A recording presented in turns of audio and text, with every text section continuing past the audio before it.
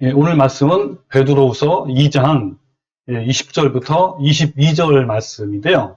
앞에는 제가 읽고 뒤에는 같이 읽겠습니다. 예, 만일 그들이 우리 주 대신 구주 예수 그리스도를 알므로 세상의 더러움을 피한 후에 다시 그 중에 얽매이고 지면 그 나중 형편이 처음보다 더 심하리니 의의 도를 안 후에 받은 거룩한 명령을 저버리는 것보다 알지 못하는 것이 도리어 그들에게 나으니라. 시작. 참된 속담에 이르기를 개가 그 토하였던 것을 돌아가고 돼지가 씻었다가 더러운 구덩이에 도로 누웠다 하는 말이 그들에게 응하였도다. 아멘.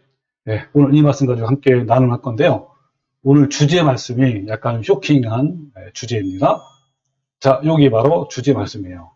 7 귀신 들린 사람들. 7 귀신 들린 사람들이 어떤 사람인지 같이 오늘 알아보고, 우리는 이 7 귀신 들린 사람이 절대로 되면 안 되겠다 라는 생각으로 같이 한번 말씀을 한번 나눠보겠습니다. 우리는 지난 주일 설교에서 이 칼빈주의자들의 잔악상에 대해서 알아봤어요. 이 칼빈주의자들은 자신의 교리를 비판하거나 반대하는 이유만으로 수많은 사람을 아주 잔인하게 인간 사냥을 했고 마녀 사냥을 했습니다.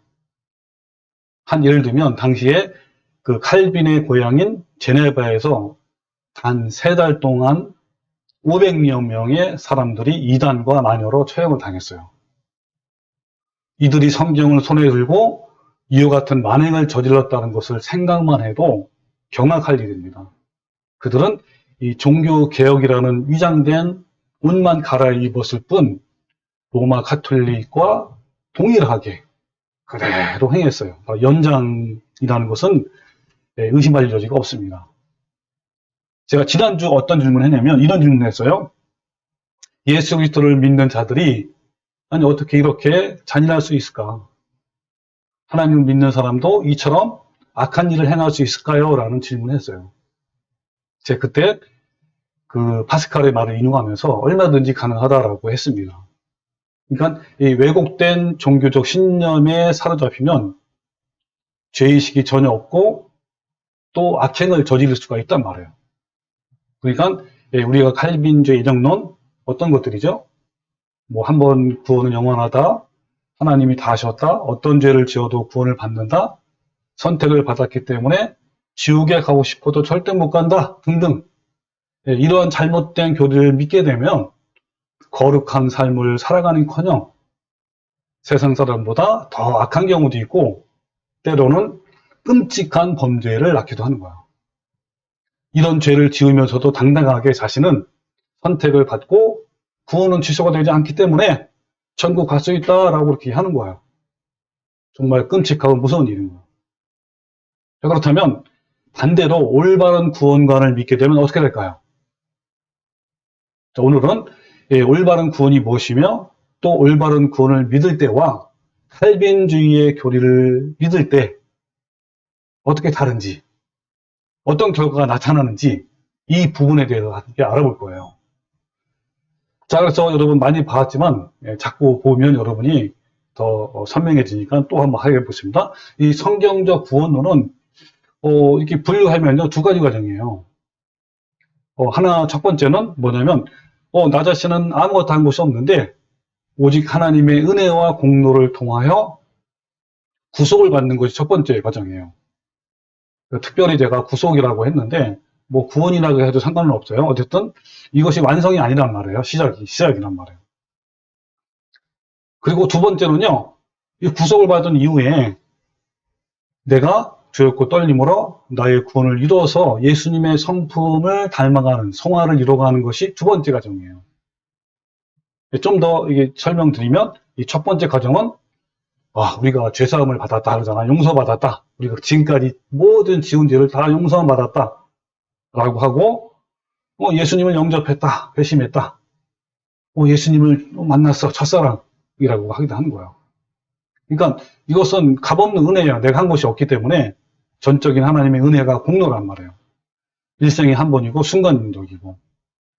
자, 이것이 이제 시작이란 말이에요. 구원의 시작이고 믿음의 시작인데, 아까 말한 칼빈주의나 많은 대부분 사람들이 뭐라 그러냐면 이것이 구원의 완성이라고 하는 거예요. 그리고 2번은 얘긴 하지만 구원의 조건이 아니야. 하면 좋고 뭐 안 해도 상관이 없는 거야. 어차피 1번이 됐기 때문에 그냥 천국 가는 거야. 이것이 이제 그렇게 한단 말이에요. 근데 2번이 너무너무 중요한 거죠. 2번은 뭐냐면 부패한 자아를 죽임으로 이루어지는 내면의 변화란 말이에요. 예수님 성품으로 닮아가는 거죠. 이것은요 정말 지속적으로 이루어지는 것이고 점진적인 거란 말이에요. 이거는 내가 싸워서 이기고 투쟁해야 되는 거란 말이에요. 이런 과정이 성경적 구원론이에요. 이거를요 아주 명확하게 밝혀주는 성경 말씀이 구절이 있어요. 바로 에베소 2장 8절인데 은혜로 시작해서 믿음으로 완성하는 구원을 잘 표현해주고 있습니다. 자, 에베소 2장 8절 한번 다 같이 읽을까요? 시작. 너희는 그 은혜에 의하여 믿음으로 말미암아 구원을 받았으니. 이걸 잘 설명해 주는 게 NIV인데 어떤 걸 잘 설명해 주냐면 여기 나오죠. 노란색으로 have been saved. 구원을 받아왔다. 이런 거죠. 구원 받아왔다. 구원 받았다가 아니라 현재 완료이란 말이에요. 현재 완료는 뭐 과거 어떤 시점에서부터 시작됐단 말이에요. 그죠? 그리고 지금도 시작되고 있다는 거예요. 그래서 여기 보면 NIV 성경에서 have been saved. 구원을 받아왔으니 이렇게 하는 거예요. 그래서 이걸 좀 더 제가 한번 구글에 보면 파파고라고 있어요. 파파고 번역기인데 거기에 돌려봤는데 제가 구글도 돌려봤고 파파고도 돌려봤어요. 근데 구글에 돌리면요 무조건 개혁성경이야. 똑같아요. 아주 하나인 글자들이. 근데 그건 할 필요 없겠더라고. 어차피 해봐야 그거는 거니까. 파파고 해보니까 너무 잘 돼 있어요. 여기 보실래요? 한번 은혜로 말미암아 또 믿음으로 말미암아 구원을 받아왔으니, 받았으니 좀 틀렸죠? 받아왔으니 이렇게 하는 거예요. 자, 여기 이제 NIV 성경을 좀 더 구체적으로 보면요. 자, you have been saved. 구원을 받아왔단 말이에요. 그죠? 근데 뭐에 의해서? 은혜에 의해서, by grace. 뭐라고요? 은혜에 의해서. 또, through faith. 뭐죠? 믿음을 통해서. 그러니까 구원을 받아온 거란 말이에요. 받아왔는데 두 가지가 있어요. 뭐에 의해서? 하나는 은혜에 의해서, 또 하나는 뭘 통해서? 그렇죠. 같은 말이잖아요. 믿음에 의해서 같은 말이에요. 믿음을 통해서. 자, 이걸 이제 해석을 하면 이런 거예요. 자, 너희는 두 가지로 말미암아 구원을 받아왔다. 하나는 은혜이고 하나는 뭐예요? 믿음이라는 거예요. 이렇게 분류가 됐단 말이에요. 그래서 이 파파고가 더 나은 것 같아요. 자, 또 한 번 더 설명하면 이런 거예요. 한글 번역은 구원을 받았다라는 과거형이 틀린 거란 말이에요. 이 잘못된 번역으로 너무나 많은 잘못된 것이 나온 거예요. 여러분, 과거랑 현재 완료형이랑 너무 다른 거예요. 그래서 여기 보면 원문도 현재 완료형이에요. 자, 뭐냐면 여기 나오죠. 세소스 메노이가 이제 구원을 받아왔다라는 이제 현재 완료형 수성형인데 어디서 나온 거냐면 구원하다 소조의 현재 완료형이 바로 세소스 메노이란 말이에요. 따라서 이 구원을 받았다라는 과형이 아니라 구원이 과거에 시작해서 현재에도 진행 중이다라는 현재 완료형이란 말이에요. 그러니까 이는 구원이 아직 완료되지 않았다라는 걸 의미하죠. 그죠? 자, 그러면 이 에베소 1장 8절을 한번 정확하게 의역하면 어떨까요? 직역. 말 그대로 직역하면 어떻게 할 수가 있겠죠? 한 문장으로 표현하면 자, 이렇게 표현할 수 있겠죠? 자, 여기 너희는 누구냐면요. 에베소 교회 성도들이에요. 자, 너희는 과거의 하나님의 은혜에 의해 시작된 구원이 믿음을 통하여 현재에도 진행 중이다. 정확하죠, 그죠? 예, 이렇게 해석을 해야 되는 거야, 지금. 직역을. 그러니까 잘못한 거죠, 현재 한국에 된 성경은. 자, 그러면 올바른 구원의 과정이 두 과정이 있죠. 아까 말한 대로 하나는 by grace. 이 첫 번째예요. 첫 번째. 은혜에 의해서. 또 하나는 뭐, 두 번째는 through faith. 뭡니까? 믿음을 통해서. 여기도 분명하게 두 가지를 과정을 저장막 얘기해요. 하나는 은혜에 의해서 구원을 받아왔고, 또 하나는 두 번째 과정이죠. 믿음을 통해서 받아왔다는 것을 분명히 알 수가 있는 거예요. 그래서 첫 번째 과정을 좀 더 설명할게요. 첫 번째 과정이 은혜에 의해서 by grace인데, 이 은혜의 주체는 누구이죠? 그렇죠. 예, 두말할 것 없이 하나님이에요. 내가 주체가 아니야. 그러니까 은혜 받을 자격이 없는 나에게, 사람에게 베풀어 주시는 호의예요, 호의. 친절한 마음이란 말이에요, 하나님이. 하나님께서 죄 가운데 있는 사람들을, 나를 무조건 사랑하셔서 베푸신 호의예요. 모든 사람에게 차별 없이 주어진 하나님의 아가페 사랑이에요. 은혜는 이 하나님의 사랑에서 나온 거예요. 여러분, 이걸 잘 나타내는 구약 성경에 하나의 사례가 있어요. 바로 호세아 선지자를 하나님께서 누구를 사랑하느냐면 그 당시에 기생이 있어요. 기생. 고멜을 사랑해서 결혼하라 그랬어요. 그 과정과 똑같은 거예요. 그러니까 하나님은 구약에서 타락한 기생 고멜을 사랑하도록 호세아에게 말씀하셨는데 그것이 바로 범죄한 인간에 대한 하나님의 사랑의 은혜란 말이에요. 우리는 기생 고멜처럼 그 은혜를 받을 수 있는 자격이 아무것도 없어요. 그것은 오직 하나님의 은혜란 말이에요. 자, 또 한번 볼까요, 성경? 자, 에베소 2장 1절부터 6절. 예, 이런 말씀이 있어요. 아까 연결된 말씀이에요. 자, 그는 허물과 죄로 죽었던 너희를 살리셨도다. 그랬는데, 살리셨도다란 말이 헬라어는 없어요. 갖다 붙인 거야. 헬라어는 뭐라고 그러냐면, 정확히나 뭐라고 나왔냐면, 너희는 허물과 죄로 죽었다. 이게 원문인데, 이걸 또 바꾼 거란 말이야. 이 성경을. 이러면 안 되는데. 어쨌든 이거란 말이에요. 그러면서 이 너희가 누구냐면, 바로 에베소 성도들이 하나님을 만나기 전이에요, 전. 그때 당시에 이제 그럼, 그때 너희는 그 가운데서 행하여 이 세상 풍조를 따르고 공중의 권세 잡은 자를 따랐으니, 곧 지금 불순종의 아들들 가운데서 역사는 영이다. 또 한번 읽어볼게요. 전에는 우리도 다 그 가운데서 우리 육체의 욕심을 따라 지내며 육체와 마음에 원하는 것을 하여 다른 이들과 같이 본질상 진노의 자녀였더니. 그죠? 이건 하나님을 만나기 전이죠? 예.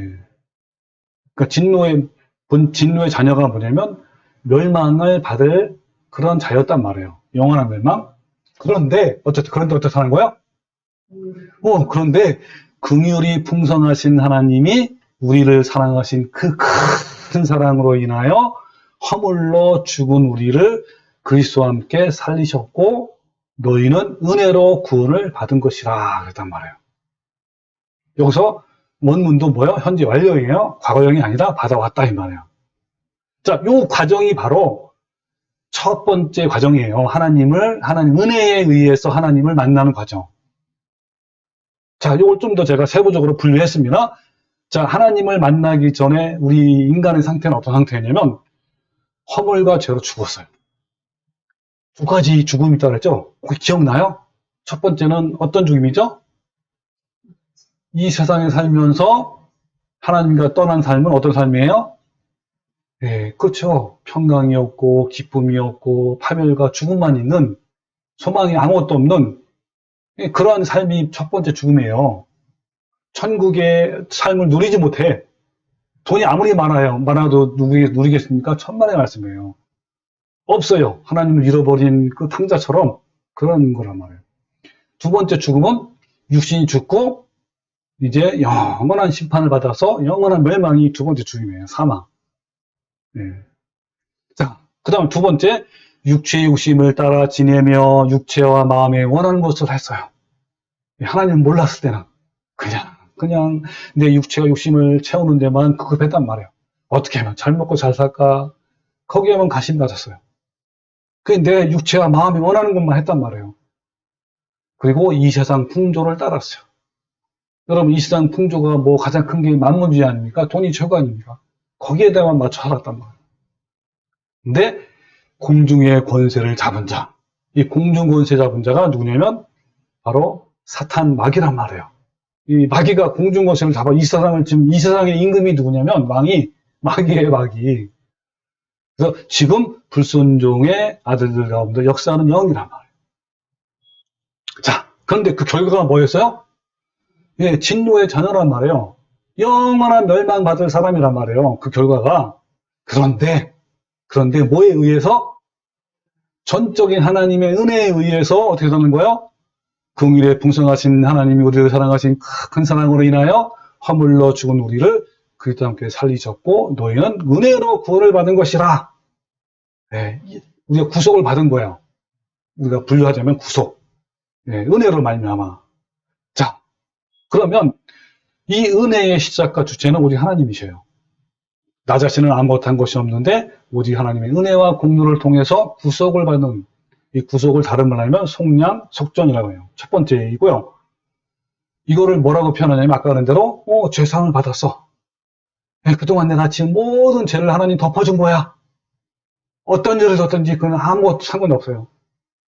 신눈같이 다 용서했단 말이에요. 예수님이 영접했다라고 또 이때 성령님이 나와 함께 하셔요. 그리고 회심했다, 뭐 하나님을 만났다, 하나님과의 첫사랑이다 이렇게 한다. 이 하나님의 전적인 은혜이며 값없는 은혜인 거야. 그것도 일생에 한 번이고 순간이고요. 이게 바로 구원의 시작이고 믿음의 시작인 거예요. 좀 더 설명하면 예, 우리가 먼저 값없이 주시는 은혜의 경험을 해야 하는 거예요. 여러분 이 첫 번째 은혜의 과정을 했습니까? 네, 그러니까 예수님의 십자가의 죽음과 부활이 나와 무슨 관계인지 예수님이 왜 나를 위해 십자가에서 피 흘리셨는지 깨닫고 회개하는 거야. 네. 예전에는 예수님이 나를 위해서, 나의 죄를 위해서 또 뭐 나를 구속하기 위해서 십자가에 달리시고 피를 흘리셨다는 것을 알아.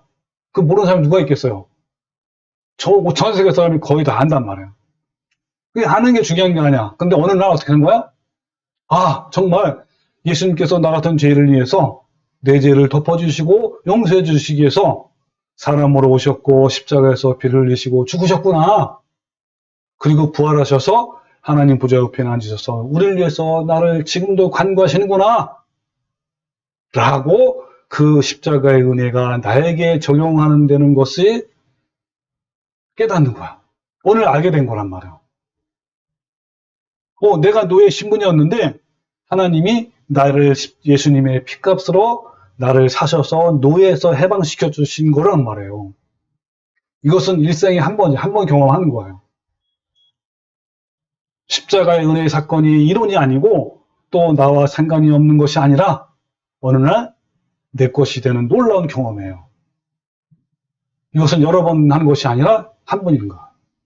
자, 여러분 이런 경험이 있습니까? 네. 이것이 없으면 즉 예수님과 아무런 관계를 맺지 않냐면 이런 거죠. 나는 하나님과 아무 관계도 없는 것이고 그냥 종교 생활을 하는 거예요. 이것은요. 첫 번째 과정은 굉장히 신비하다 할까?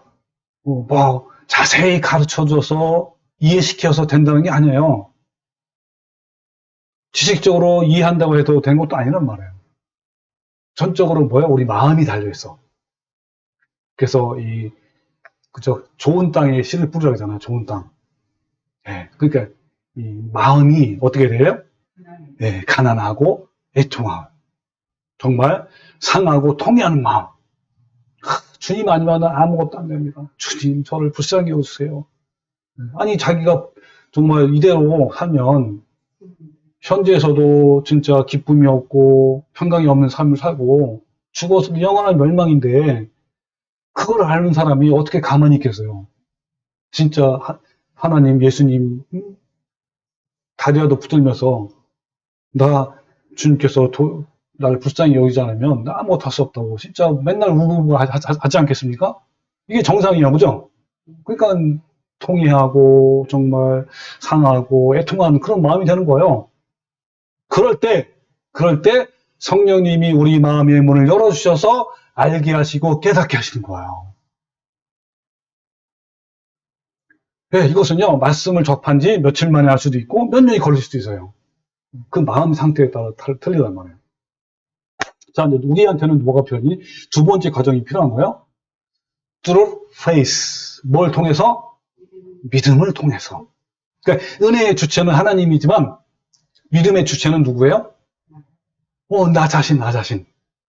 믿는 것은 하나님이 믿는 것이 아니라 바로 내 자신이 믿는 거예요.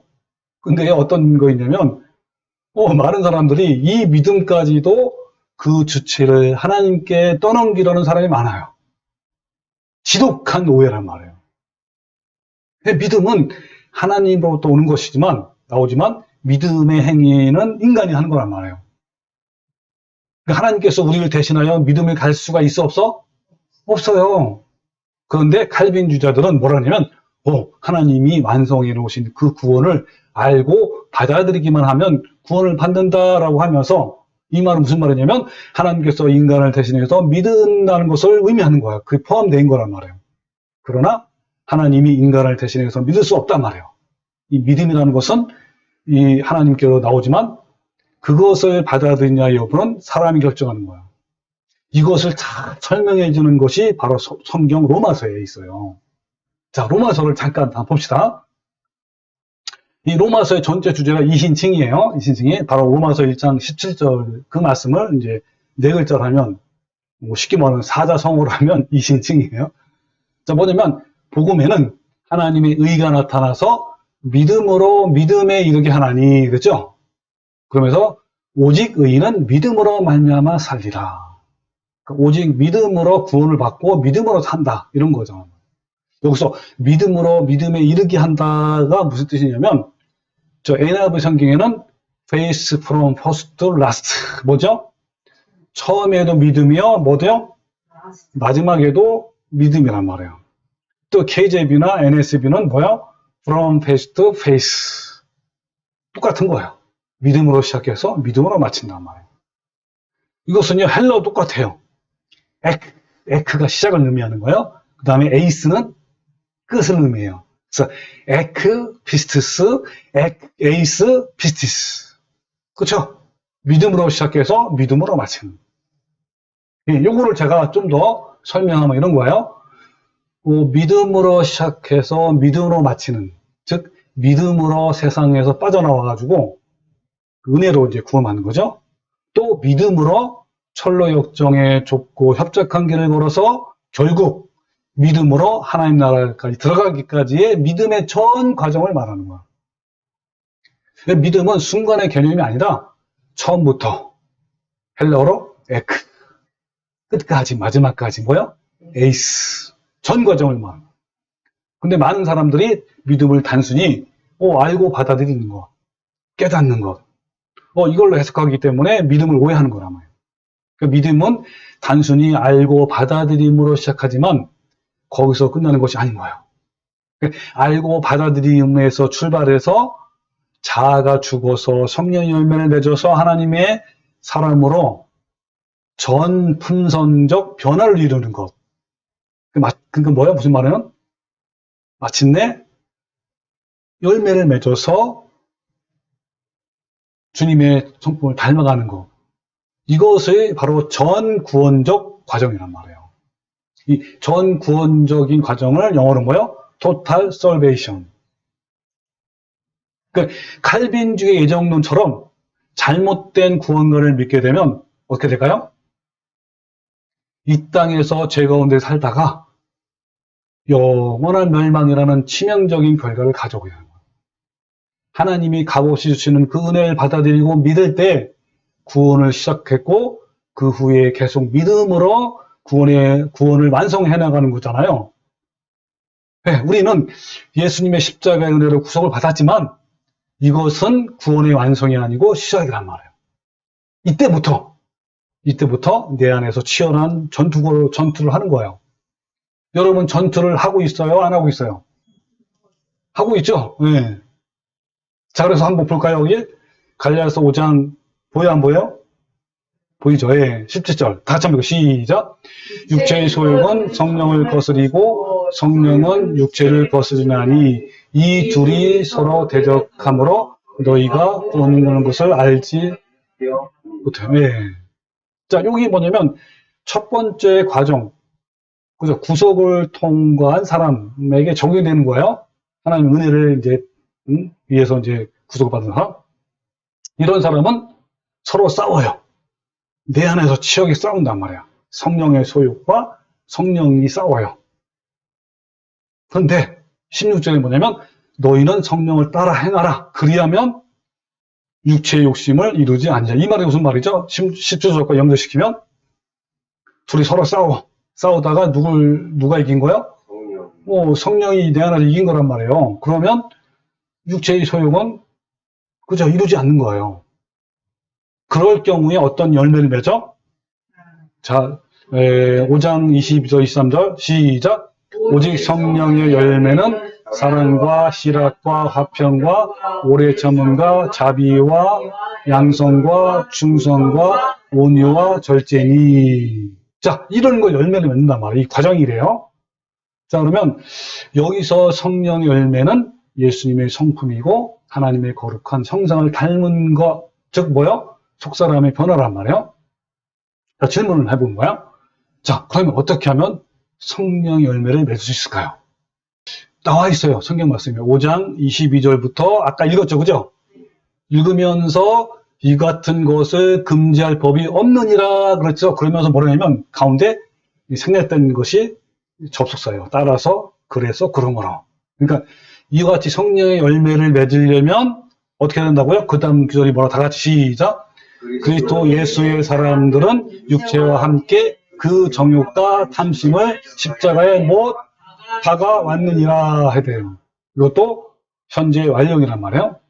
그러니까 이와 같이 9가지 성령의 열매를 맺으려면, 즉 성령님의 하나님의 거룩한 형상, 예수님의 형상 닮아가려면 어떻게 된다는 거야? 그렇죠. 육체와 함께 그 정욕과 탐심을 십자가에 못 박아야 되는 거예요. 그것도 한 번이면 되는 거야? 여러 번 해야 돼요? 날마다 하는 날마다. 이게 죽는 과정이에요. 그 사도 바울이 말한 날마다 죽노라라는 것이 이 말씀이에요. 그래서 예수님도 그랬어요. 누가복음 9장 20절에 보면 또 무리에게 이르시되 아무든지 나를 따라오려거든 자기를 부인해야 되고 날마다 십자가를 지고 쫓아가야 돼요. 십자가를 지고 쫓아간다는 말은 똑같은 거예요. 십자가를 지고 가서 자신의 육신의 정욕과 탐심을 못 박아야 돼. 그 말이란 말이에요. 네. 그래서 우리가 하나님의 은혜로 구속을 받으면, 즉 첫 번째 과정을 우리가 지났단 말이죠. 그러면 마음속에는 서로 다른 반대가 되는 두 가지 속성이 있어요. 우리 두에. 즉 예수님을 구주로 믿고 그 좁은 길을 가고자 하는 사람에게 두 가지 현상이 있단 말이에요. 하나는 성령의 역사가 있어요. 성령님이 막 우리 역사를 해. 주님의 말씀을 따르게 한단 말이에요. 또 하나는 육체의 소욕이에요. 육체의 소욕은 우리 속에 원래 있었던 기질, 본성, 자아, 육신의 정욕, 탐심, 이걸 말하는 거야. 그 문제는 이 둘이 서로 충돌하며 대적하고 있다는 거야. 이 둘의 관계는 서로 물러설 수 없는 완전한 적대적이에요. 한치의 양보도 없는 그런 싸움이란 말이에요. 내 속에 육신의 소욕이 강할 때 육신의 모습들이 강하게 나타나요. 그러나 육신의 소욕이 죽을 때 맺혀지는 열매가 바로 성령의 열매란 말이에요. 자, 여러분은 지금 자신의 힘이 죽어 있나요? 아니면 여전히 살아있나요? 이 둘이 서로 싸우다가 어느 한쪽이 승리를 하게 되는데 이때 나타나는 결과가 있어요. 또 갈라디아서에 너무너무 달라요. 결과가. 같이 한번 볼까요? 자, 5장 19절에는 육체의 일은 분명하니 하면서 15가지의 육신의 소욕이 나와요. 육신의 소욕이 이었을 때 나타나는 현상이란 말이에요. 근데 22절부터는 오직 성령의 열매는 하면서 9가지 성령의 열매가 나와요. 이것은 뭡니까? 성령의 역사가 이겼을 때 나타나는 현상이에요. 네. 자, 그러면 여기서 보세요. 육체의 일 그랬죠? 육체는 일 그랬단 말이에요. 일. 자, 일은 이제 영어로는 액트 해가지고 이제 복수형인데 뭐 행위, 행함 이런 걸 말하는 거야. 근데 반면에 성령은 일이 아니라 뭐라 그랬죠? 열매라고 부른단 말이에요. 자, 질문하면 왜 이렇게 불렀을까요? 왜 육체는 열매가 아니라 일들이라고 했고 왜 성령은 일이 아니라 열매라 했을까요? 일과 열매는 어떤 차이가 있을까요? 자, 우리 전에 한번 해봤어요. 기억나시죠? 어떤 차이냐면 이 일은 아까 행위라고 했죠? 원래 원어가 헬라어가 엘가예요, 엘가. 예. 야고보서에서 많이 사용했던 단어가 바로 엘가란 말이에요. 예를 들면 행함이 없는 죽음은 없는 믿음은 죽은 거다 할 때 행함이 바로 엘가예요, 엘가. 어학사전에 보면 이 엘가는 즉 이 행위는 내적인 갈망이 행동으로 표출되어서 나타나는 것을 말해요. 그러니까 엘가는 속에 있는 것이 밖으로 자연스럽게 표출되는 걸 말하는 거예요. 뭐 예를 들면 마음속에 악한 마음이 늘 품었어. 그럼 뭐가 나와요? 밖으로? 악한 행위가 나오잖아. 말이나 행위가. 근데 내 안에 성령 열매가 충만해. 그러면 뭐가 나와요? 성령 열매가 나오잖아. 그죠? 네.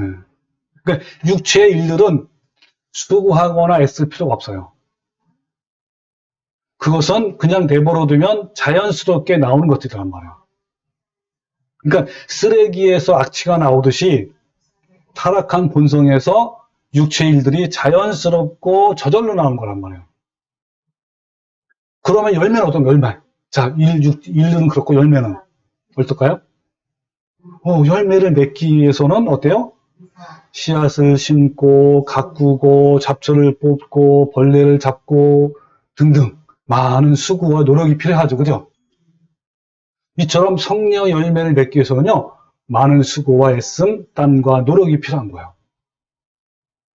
성령님께서도 수고하시지만 우리 나 자신도 처절한 싸움을 싸워야 하는 거란 말이에요. 가꾼 결과 맺혀지는 것이 열매예요. 열매 맺는 것은 농부처럼 최선을 다해야 맺혀진단 말이에요. 여기서 중요한 사실은 구원의 첫 번째 단계, 즉 하나님의 은혜로 구속을 받아도 내 안에 부패한 옛기질과 옛 성품이 그대로 남아있다는 거예요. 우리가 이제 은혜로 구속을 받은 이후에 자아를 지속적으로 십자가에 못 박아 죽어야 하는데 우리 속에 옛기질, 옛 성품이 그대로 남아있으면 죄악들이 저절로 밖으로 나오는 거예요. 첫 번째 과정만 중요시하는 이 칼빈주의자들은 이것을 모르니까 즉 뭐죠? 잘못된 거짓 교리를 가르치니까 교회에 다니는 사람이 더 악하다고 하는 거예요. 왜냐하면 이들에게는 옛 기질, 옛 성품이 그대로 남아있으면서 동시에 뭐 인간은 죄를 지을 수밖에 없다. 하나님이 완성하신 구원을 믿으면 된다. 뭐 한 번 선택, 구원을 받았으니까 어떤 죄를 지어도 천국 간다. 라는 잘못된 교리가 죄에 대해서 막 마사지를 막 주잖아요. 그러기 때문에 더 악한 자가 될 수 있는 거예요. 만약 이런 상태에서 권력까지 주어진다면 어떻게 될까요? 네. 그렇죠. 예. 그런 거예요. 그러니까 자신들의 교리를 반대하는 자들을 마귀와 사탄이라고 여기고 자신들의 권력을 이용해서 잔인하게 고문도 하고 죽이면서도 자신들은 죄가 아닌 거예요. 오히려 정의를 실현하는 것이라고 믿고 있어요. 오히려 칼빈주의자들 자신들이 악마가 되었는데 그것을 모르고 있는 것이 너무너무 비참한 상태란 말이에요. 성경에는 이에 대해서 다음과 같이 말씀하고 있어요.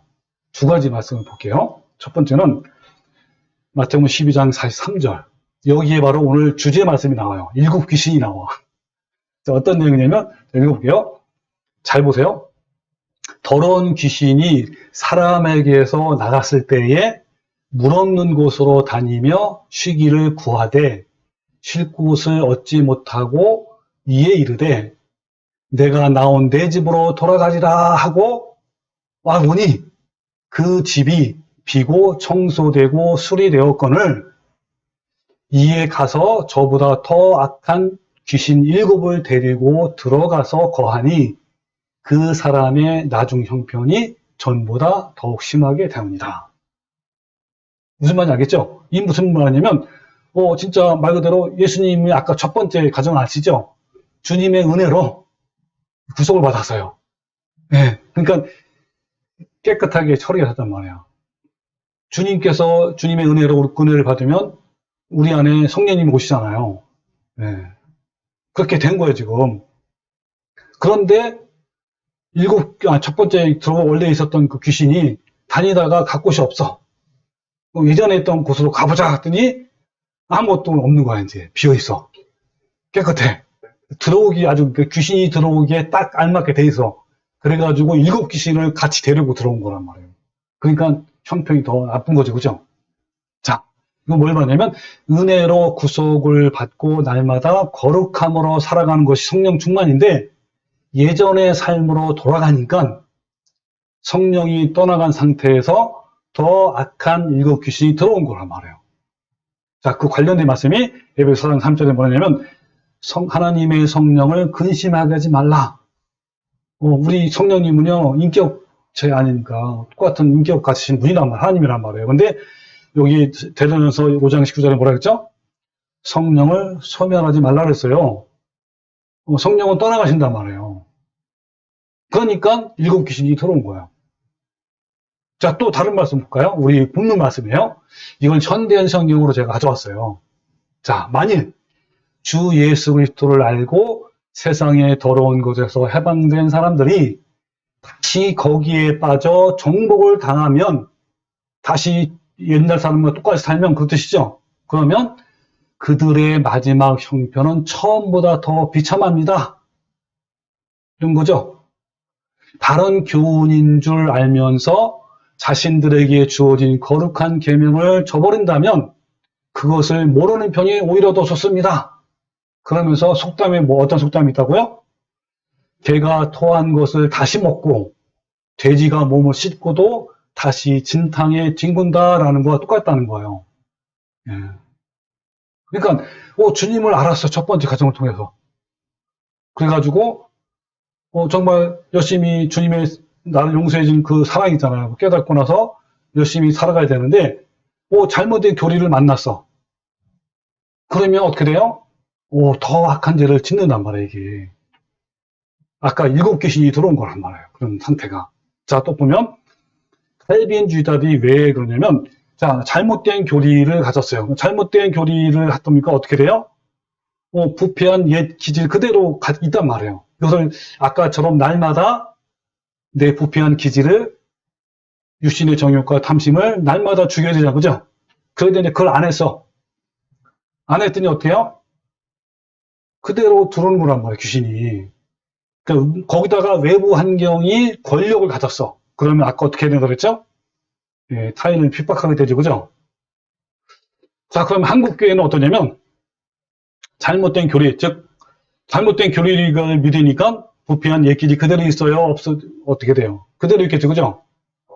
예, 거기다가 외부 환경이 어떻죠? 오늘날 세상이 만몬주의 아닙니까? 돈이면 최고 아니에요. 너도나도 돈 벌려고 하잖아요. 이제 돈이 가장 좋다 해가지고 거기다가 서로 이렇게 합쳤어. 그러면 결국은 뭐를 낳죠? 온갖 부정과 부패. 교회 열심히 다니면서 세상 사람과 똑같이 살고 부정과 부패를 한단 말이에요. 자, 교인 각자가 잘못된 교리를 만났어. 그러니까 당연히 부패한 옛기질 그대로야. 근데 어떤 외부 환경을 만났어. 그러면 결과는 뭐예요? 다양한 육체의 일들을 행하는 거야. 아까 말한.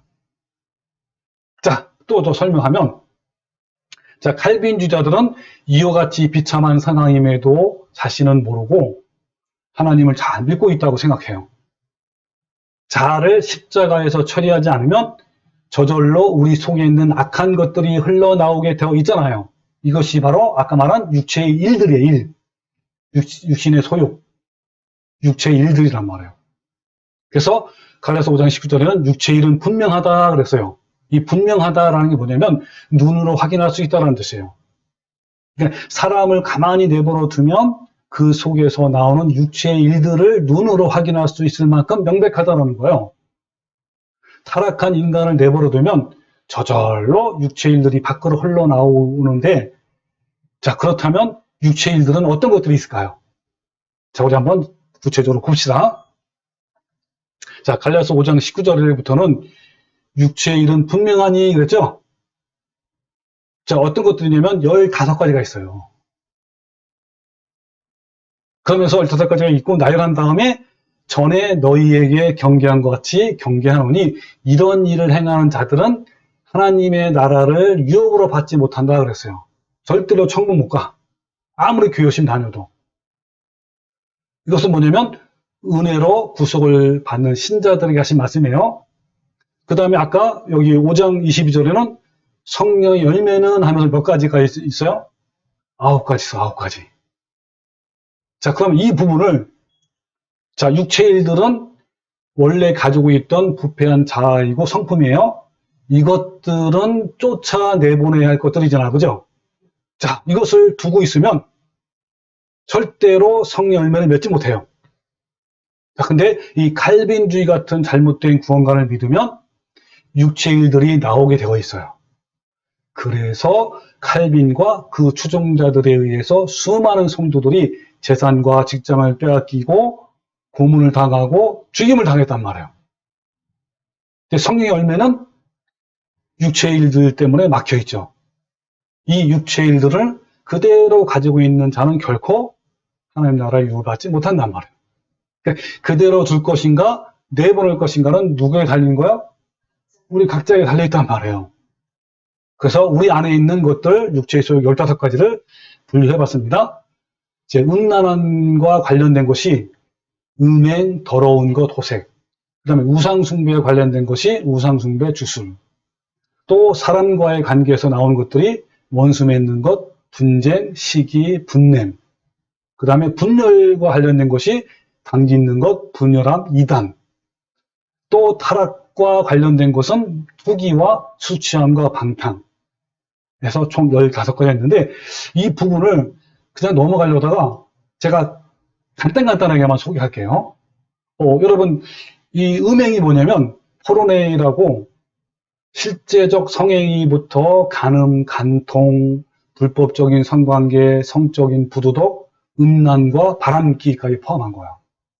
근데 더러운 것은 육체적이고 도덕적인 불결함, 뭐 호색스러운 거, 사치스러운 거, 방탕함, 품행이 나쁜 것, 음란한 마음 품는 것, 그 다음에 호색. 호색이 뭐냐면 바람기고 음란한 것, 외설스러운 것, 관능적인 것들을 말하고 성적인 감각이나 욕망을 자극하는 걸 말해요. 그러니까 말로 음담패설하는 사람들, 행위로 음란한 일을 자아내는 사람들, 성적인 것들을 자극하는 행동들, 여기는요 음란한 옷차림, 몸짓 이런 것도 다 포함되는 것들이에요. 그러니까 성도들은요 음란한 것들을 접하지 말아야 돼요. 근데 요즘에 인터넷 보면 음란물이 넘쳐나요, 그죠? 자, 그런 것들이 내 속에 침투하지 못하도록 막아야 하는 거예요. 음란한 생각을 꾸준히 품고 있다면 아까 말한 대로 하나님 나라에 결코 들어갈 수 없단 말이에요. 자, 두 번째는 이제 우상숭배에 관련된 게 뭐냐면 이 우상숭배가 아이돌이라고 들어봤죠? 이 아이돌이 바로 우상, 이 헬라어에서 나온 거예요. 어떤 형상이나 형태를 경배하고 섬기는 것으로 우상시한다 하는 거예요. 그러니까 이 우상이 뭐냐면 하나님에게서 마음의 중심을 빼앗게 만드는 모든 것들, 그러니까 하나님보다 더 사랑하는 것이 다 우상이에요. 그 대표적인 것이 만문이죠. 물질, 뭐 성공하고 수시안 이런 것들이에요. 주술. 이 주술은 뭐냐면 어떤 약품의 힘에 의지하는 걸 말해요. 그러니까 무언가의 힘에 의지해서 내 삶의 보람을 찾고 힘을 얻고 하는 모든 것들. 그러니까 어떤 것에 중독이 되는 것들이 다 주술에 해당되는 거야. 그리고 원수 맺는 것이 뭐냐면 막 적의를 품는 것, 증오심을 갖고 원한과 적대감, 외부와의 갈등을 일으키는 모든 걸 포함하는 거야. 그러니까 남들과 늘 충돌하고 갈등을 일으키는 기질 가진 사람들도 이 원수 맺는 것에 해당돼요. 분쟁. 뭐 악한 마음으로 다투고 논쟁하고 언쟁하는 걸 말하는 거예요. 그 분쟁은 원수 맺는 것보다 좀 더 강한 감정으로 말싸움하는 거예요. 이러한 기질은 하나님께서 원하는 것 기질이 아니고요. 결코 논쟁이나 언쟁하지 마십시다. 자신을 강하게 주장해서 안 돼요. 아무리 옳은 것이라도. 자, 그 다음에 시기는 뭐냐면 질투하는 거. 그러니까 물이 끓는 것 같은 마음의 상태. 그러니까 시기심은 자신이 소유하지 못한 것을, 즉 다른 사람이 소유한 것에 대해서 질투하는 마음. 이런 시기심은 무서운 죄의 결과를 낳게 돼요. 즉 가진 사람들을 막 시기하고 막 깎아내리기도 하고 그 다음에 평가자로 하고 막 인격살인하요. 시기와 질투는 조바심 나고 미워하고 분노하게 만들어서 결국 타인뿐 아니라 자신도 패망하게 만듭니다. 분내는 거, 막 성내는 거, 이게 뭐냐면 질투심으로 논쟁들이 밖으로 터져나오는 걸 말해요. 그러니까 나는 분노하고 싶지 않는데 상대방이 나를 자극하고 할 수 없이 분노하는 것도 분냄에 해당돼요. 이런 기질들을 죽이지 않으면 자신이 괴로워서 영혼과 육체가 망가지고 죽게 돼요. 그러므로 시기와 분냄은요, 결코 천국을 향해 가는 하나님의 자녀가 할 짓이 아닌 거예요. 시기와 분노의 마음을 죽게 하는데 완전히 죽기까지 해야 하는 거예요. 그 다음에 당짓는 것. 이건 당짓는 사람들은 겉으로는 좋은 구실을 대지만 자신의 야망을 위해서 사람들을 막 끌어들이는 약한 사람들이에요. 이런 사람들은 공명심이 높은 사람이고 포부가 큰 사람들이에요. 이러한 사람들을 따라가면 함께 멸망길에 있다는 것을 기억해야 됩니다. 분열함. 당짓는 것이 개인적인 일이라면 이 분열은 따르는 자들과 함께 무리를 이루는 거야. 이단은 복음을 해방하는 집단. 혹시 개인적으로 당을 짓는 것을 말하는 거야. 그 다음에 투기, 앙심을 품는 것, 악의적인 것, 뒤끝이 있는 걸 말하는 거야. 이 투기는 시기보다 더 강렬한 단어예요. 시기는 감정적인 것이라면 투기는 완전히 타락한 상태예요.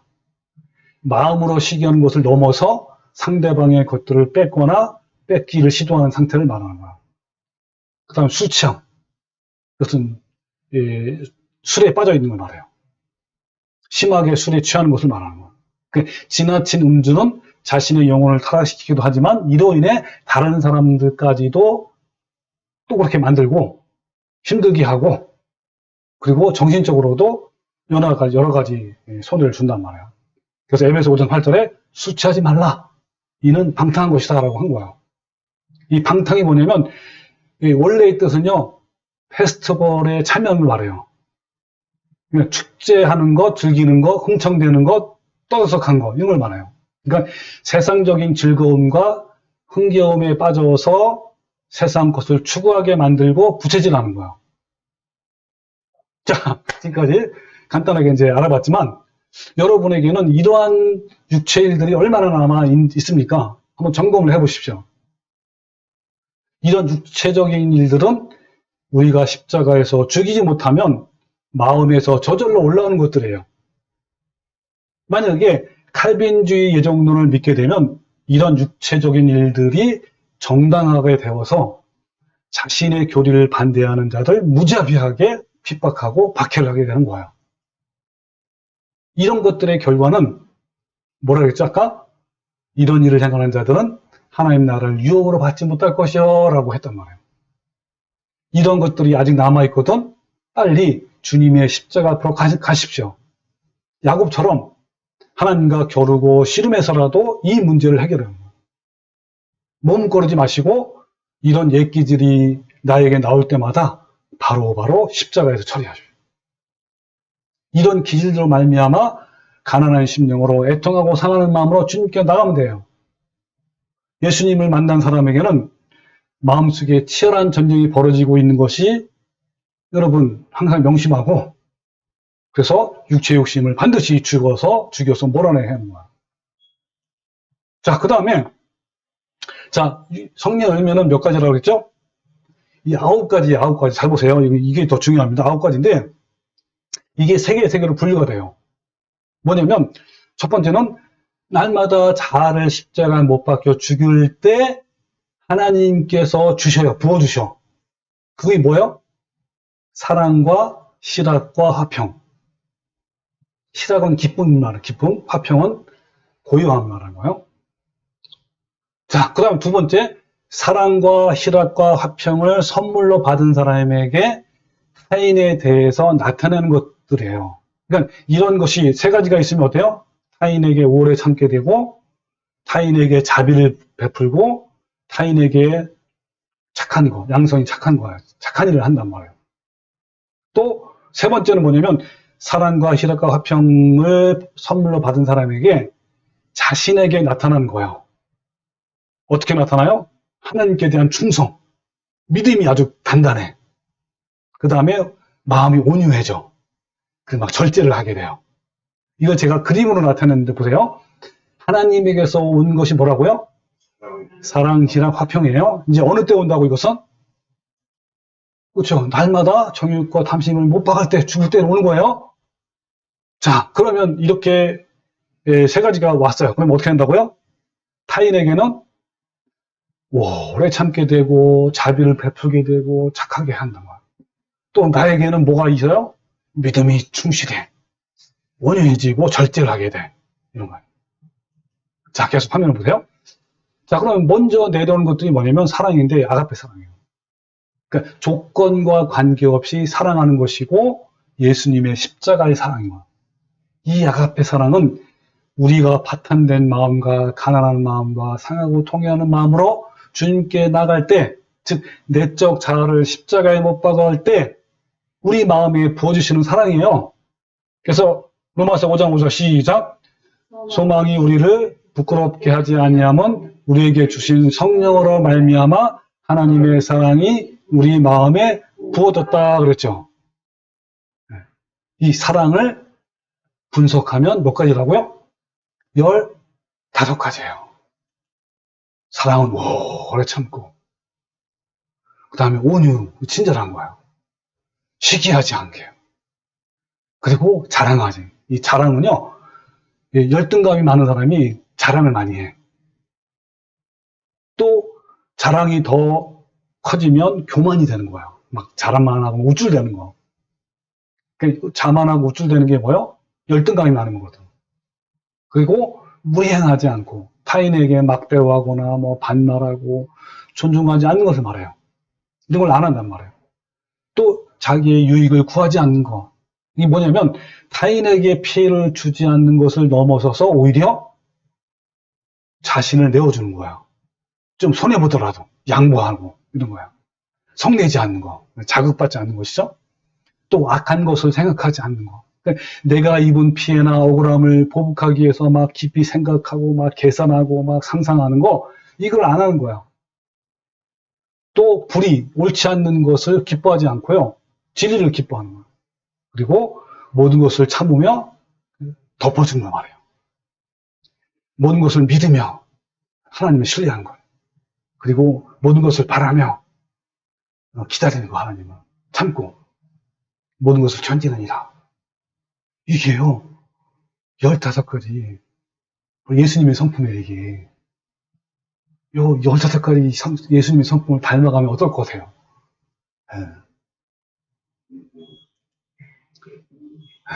그 다음에 희락, 기쁨인데 이건 하나님이 주시는 기쁨이에요. 예수님의 십자가의 사랑으로 하나님과 사람 사이에 회복된 존재론적 기쁨이란 말이에요. 그러니까 외부에서 오는 기쁨이 아니야. 돈이 많으니까 기쁜 게 그런 게 아니란 말이에요. 내가 어떤 거에 성공했어. 그런 거에 기쁨이 아니라 아무것도 없어도 주님이 주시는 기쁨이 있어요. 그게 뭐냐면 마치 하박국 선지자처럼 무화과에 나무에 열매가 없고 밭에 소출이 없고 우리 양이 없고 외양간에 소가 없을지라도 여호와 하나님으로 인해서 또 구원의 하나님으로 인해서 기뻐하는 거야. 네. 이 존재론적 기쁨이란 말이에요. 이게 진짜 기쁨이에요. 이게 진짜. 화평, 고요한 거예요. 에이덴의 샬롬. 우리의 삶 속에서 경난과 폭풍을 만나더라도 고요할 수 있는 이유는 하나님과의 깊은 관계 때문에 오는 신뢰예요. 모든 것을 상실하고 모욕을 받고 박해와 가난과 핍박 속에서도 고요할 수 있는 것은 뭐예요? 주님이 주시는 고요함인 거예요. 신의 성품. 그래서 요한복음 4장 14장 20절 다 같이 시작. 편안을 너희에게 끼치노니 곧 나의 편안을 너희에게 주노라. 내가 너희에게 주는 것은 세상이 주는 것 같이 아니하니라. 너희는 마음에 근심하지도 말고 두려워하지도 말라. 이거예요. 하나님 주시는 평화란 말이에요. 평화. 세상이 주는 평화 아니에요. 여러분 돈이 많으면 평화스러울 것 같죠? 천만의 말씀이에요. 여러분 잘한 것처럼요. 조사해봤어요. 그 올림픽 복권에 타가지고 몇 억, 몇십억 또는 몇백억 탄 사람을 해봤더니 100명이면 100명 다 불행했어요. 자, 이 사랑과 희락과 화평이 이게 가장 우선이란 말이에요. 이렇게 하나님께로부터 오는 이런 가진 자는요. 타인에 대해서 세 가지죠. 첫 번째 뭐라고요? 오래 참아요. 타인으로부터 받은 악행과 모욕과 큰 상처와 손해 등등 이런 큰 고통이 있음에도 불구하고 참아내는 거예요. 그러니까 사람들이 참은 거 달라. 그잖아요. 일반 사람들도 그러잖아요. 너 참아야 돼. 너가 죽어야 돼. 그러잖아. 그거는요, 그냥 인간적인 의지로 죽는 거야. 그거는요, 금방 무너져요. 근데 여기는 뭐요? 하나님이 주시는 그 사랑과 화평과 기쁨으로 말미암아 나오는 그거란 말이에요. 그 다음에 자비. 타인을 향하여 창자가 끊어지는 마음으로 불쌍히 여기는 거예요. 이게 자비의 마음이에요. 이것은 우리 스스로 할 수 없지만 아까 얘기했죠. 하나님으로부터 사랑, 희락, 화평이 우리 마음에 들어온 사람이 할 수 있는 거예요. 양선, 너그러운 거예요. 그러니까 또 마찬가지예요. 그죠? 이런 것들이 들어온 사람은 타인을 아주 선한 사람으로 대할 수 있는 거예요. 근데 반대로 까칠하고 표덕스러운 성품은 하나님이 요구하는 성품이 결코 아닌 거예요. 우리 성도들은요, 어떤 환경 속에서도 주변 사람들로부터 저 사람은 참 착한 사람이야. 참 어진 사람이야. 라는 말은 당연히 들어야 돼. 이거는. 그 다음에 충성. 자, 이건 나에게 오는 거야, 나에게. 하나님에 대한 신실하고. 의리가 있는 거야, 의리. 신뢰하는 거야. 그러니까 우리가 하나님에 대한 믿음이 있다면 하나님께 의리가 있어야 되잖아요. 그러니까 믿음이 있는 사람은 변하지 않는 바위 같은 성품을 가진 사람이에요. 그러니까 믿지 못할 상황임에도 불구하고 하나님의 선하심을 끝까지 믿는 아주 우직한 사람이란 말이에요. 온유함, 길들여진 거야. 이 온유함, 여기서 여기 성령 열매의 온유함은요, 한마디로 말하면 맨 밑에 있죠? 야생마가 뭘로 바뀌는 거예요? 준마로 바뀌어, 준마. 예. 다른 거 할 필요 없어. 예. 야생마가 준마로 바뀌는 거예요. 옛날에는 아주 펄펄 썰어가지고 자기만 알고 막 온갖 거칠고 까칠했는데, 얼마나 말 잘 듣고, 일로 가라면 일로 오고, 절로 가라면 절로 가고, 이 준마로 바뀌는 거예요. 절제. 자기 컨트롤해요. 그러니까 이 8가지 성령 열매를 컨트롤할 수 있는 힘이에요. 여러분, 사랑도 뭐가 있어야 돼요? 절제가 있어야 돼요. 실학과 기쁨도 절제가 있어야 되고, 언제 어디서 누구 앞에서 기뻐해야 하는지를 이런 절제가 필요한 거예요. 그래서 고린도전 9장 25절에 보면 다시 시작. 이기를 다투는 자마다 모든 일에 절제하나니 그들은 썩을 승리자의 관을 얻고자 하되 우리는 썩지 아니할 것을 얻고자 합니다. 모든 일에 절제가 필요해요. 이거 절제가 없으면요, 모든 게 다 꽝이야. 아무것도 안 돼. 주님의 나라에 가기 위해서는 절제가 필요한 거예요. 자, 여기 보면 마태복음 23장 26절 다 같이 시작. 너희는 먼저 안을 깨끗이 하라. 그리하면 겉도 깨끗하리라. 이게 뭐냐면 우리 내면에 부패하고 타락한 죄성이 그대로 살아있으면 마음에서 나오는 것은 당연히 온갖 악한 것들이 나와요. 자, 왜냐면 봐요. 마태복음 15장 19절에 뭐라 그러냐면 마음에서 나오는 것이 뭐냐면 7가지 있어요. 7가지. 어떤 사람은 이거 가지고 7귀신이라고 하는 사람도 있어요. 그러니까 7귀신이 온 사람은 이게 충만하다는 거예요. 이게. 자, 뭐죠? 시작.